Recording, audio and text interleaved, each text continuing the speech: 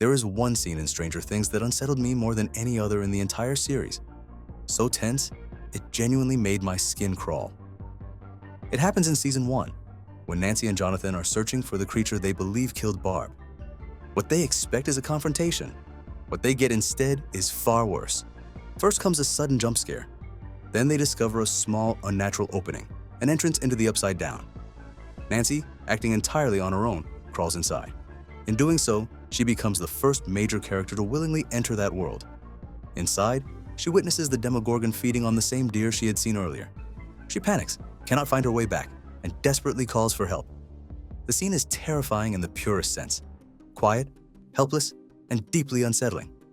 That fear works because the Upside Down in season 1 is genuinely horrifying. By season 5, it feels completely different.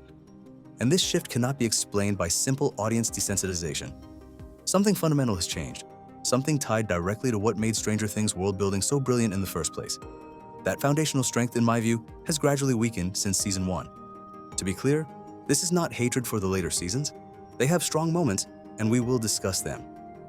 But something essential has been lost, and that is what this analysis aims to explore. A different question entirely. My central argument about the Upside Down is not actually about the Upside Down itself. Instead, it revolves around a question that is surprisingly rarely asked in a meaningful narrative sense, despite being one of the most critical questions in the show's world-building. Why does Stranger Things take place in the 1980s? This era is often treated as a stylistic hook or nostalgic gimmick, but is that all it is? Or does the story use the 1980s in a deeper, more essential way? Could this same story have existed in the 1960s, the 1930s, the 2010s, or even the Wild West? And I do not mean superficial differences like technology or fashion. I mean structural, thematic, and emotional differences. To answer that, we must reframe the question. Instead of asking why the 80s, we should ask, what are the 80s according to Stranger Things? What the 80s represent in Stranger Things? From the very beginning, the show presents a peaceful suburban environment. Hawkins appears comfortable, safe, and familiar. We see intact families, children playing games in basements, bright shopping malls, and exaggerated but innocent fashion. On the surface, it all looks pleasant, almost idyllic. But the show does not use this setting the way fantasy stories like The Lord of the Rings use the Shire. In those stories, the peaceful home exists as a contrast to the dangerous outside world. In Stranger Things, the suburban 80s setting is not a refuge, it is an obstacle. Season 1 revolves around characters discovering something terrifying and extraordinary while being repeatedly dismissed by everyone around them. This is not mere skepticism. The problem is that the suburban ideal itself resists disruption. Everything looks fine, everyone appears comfortable, and because of that, no one wants to acknowledge the truth. Beneath this polished exterior lies profound isolation. People are suffering quietly, and that suffering is systematically ignored. Social outcasts are openly bullied in ways that would be unacceptable today. Mental health struggles, broken families, substance abuse, misogyny, homophobia, and racism all exist openly, but silently. You are simply not supposed to talk about them.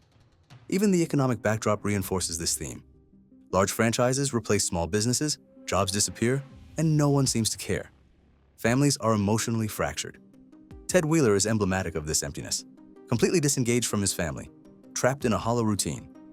This is the era of the latchkey kid, rising divorce rates, loveless marriages, and neglected children.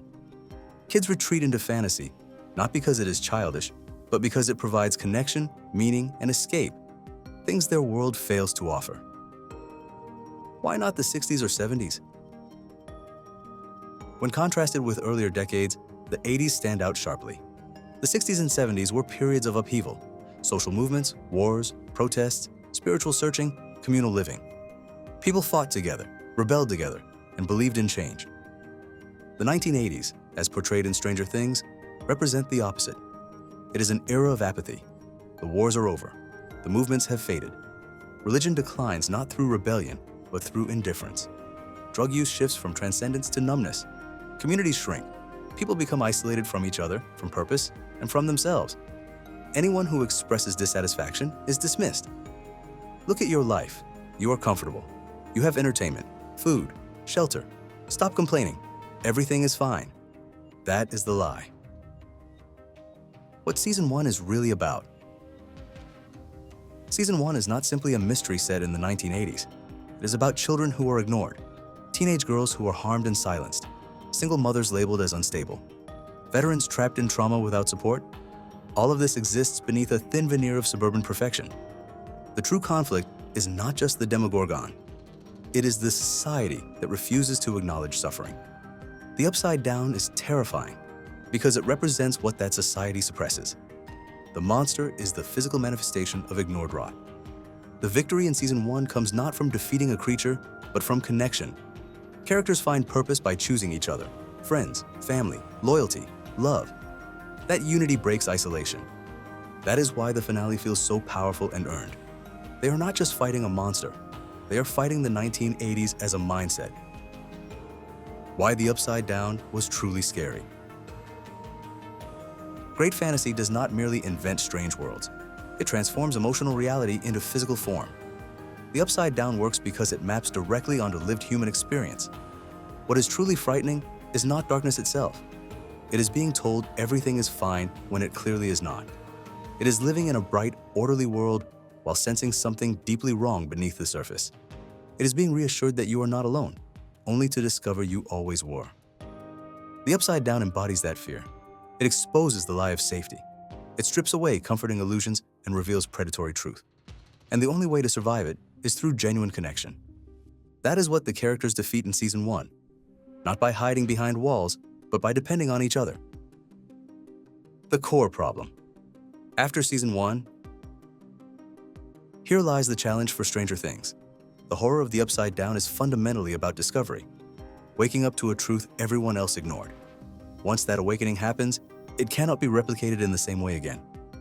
The story of realizing the world is rotten has already been told. You cannot repeat that revelation endlessly without deepening it. Other franchises have faced this issue. Star Wars succeeded by expanding its themes rather than repeating its victories. The destruction of the Death Star mattered because later films reframed what true victory meant. Stranger Things, however, largely repeats its formula. Bigger monsters replace smaller ones, but their meaning becomes unclear. The allegory loses cohesion. The Upside Down shifts from symbolic horror to a generic alternate dimension. By later seasons, its identity becomes confused. The metaphor fragments. What once felt deeply personal now feels abstract and disconnected. What still works? Despite this, Stranger Things has not lost everything. Character writing remains a major strength. Season 3's hive mind themes were effective. Robin is a fantastic addition. Eddie and Chrissy in Season 4 were excellent. Max's climactic scene was extraordinary. Most notably, Will's moment in Season 5 stands out as a return to the show's emotional core. Will has always been defined by isolation, emotionally, socially, and internally. His arc culminates when he reconnects with his earliest bonds. He rejects Vecna's hive mind and instead connects to his friends. That reconnection gives him strength, purpose, and power. That is how victory works in Stranger Things. Not through domination, but through connection. Final thought. The Upside Down was terrifying because it reflected a world that pretended nothing was wrong while everything was decaying. When that meaning was clear, the horror was unforgettable. Now, the Upside Down feels less frightening, not because we are used to it, but because its identity has become unclear. Still, when the show returns to its emotional roots, connection, purpose, and shared humanity, it reminds us why it mattered in the first place. That is how you win in Stranger Things. That is how you defeat isolation, and that is how you survive the 80s.